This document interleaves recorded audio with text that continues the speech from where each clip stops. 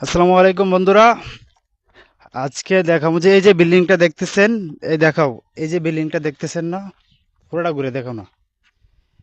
এই বিল্ডিংটা হওয়ার কথা ছিল, কন্ট্রাক্টরের সাথে কন্ট্যাক্ট ছিল যে 3 মাসে দোতলা পর্যন্ত কমপ্লিট করে দেব।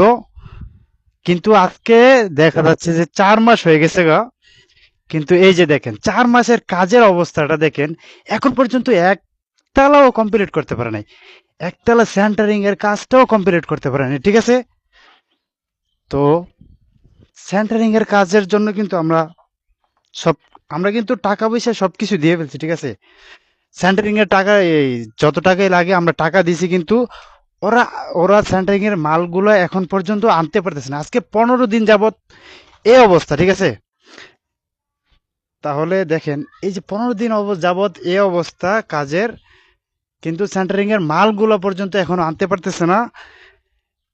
কাজটাও কিন্তু সম্পূর্ণ করা হচ্ছে না। ওরা টাকা পয়সা আসলে খেয়ে ফেলছে মনে হয়। ওরা আসলে চিটিং, ওদের কথাবার্তা কোনো কথা আর কাজে কোনো দিক দিয়ে মিল নেই, ঠিক আছে? তো ওরা সবগুলো টাকা মনে হয় খেয়ে ফেলছে। লাস্ট পর্যায়ে কি করছে জানেন? লাস্ট পর্যায়ে ওরা এই কাজগুলো ফেলেই কিন্তু পালিয়ে গেছে। এখন কি করব? সবগুলা সম্পূর্ণ কাজ কিন্তু হয় নাই, এখন একতলা কমপ্লিট হয় নাই। এখন ওরা পালিয়ে গেছে, টাকা পয়সা নিয়ে কিন্তু পালিয়ে গেছে। তো আমি সবার উদ্দেশ্যে একটা কথা বলতে চাই, যে আপনারা এই যে বিল্ডিং এর কন্ট্রাক্টরকে কাজ দিচ্ছেন, আপনারা যে জেনে শুনে একটা ভালো একটা কন্ট্রাক্টরকে কাজ দিবেন। আর না হলে কিন্তু আপনার বিল্ডিং এর এই অবস্থা হবে। হঠাৎ দেখবেন যে আপনার কন্ট্রাক্টরও নাই, আপনার কাজ দেখবেন যে অফ হয়ে রয়েছে। আপনার টাকা পয়সা আপনার অনেক দিক দিয়ে ক্ষতি হতে পারে, অনেক দিক দিয়ে লস হবে।